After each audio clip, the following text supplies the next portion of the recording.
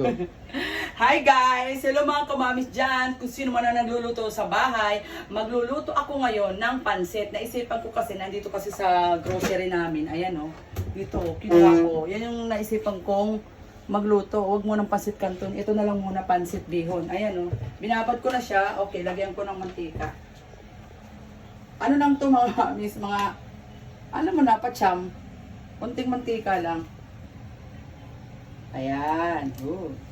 Siyempre, medyo mainit na yan. Painitin natin ng konti. O, ayan. Tapos, ilalagay ko na. O, mainit naman na agad eh. Ilagay ko na agad yung manok. Ayan o. Manok lang yan. Tapos, eto nga lang yung gulay ko. Itong beans kasi wala kaming carrots ngayon. Hindi pa ako nakakamalingki. Mga naiwan lang yan sa ref. Okay. 1, 2, 3.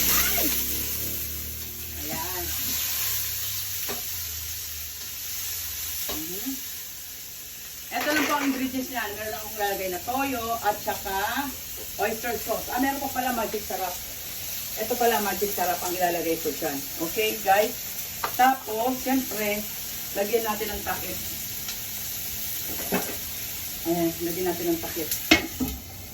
Siguro mga after 1 minute or 2 minutes, halo-haloin ulit natin.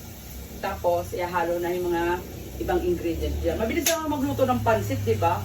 Lalo paglutong bahay.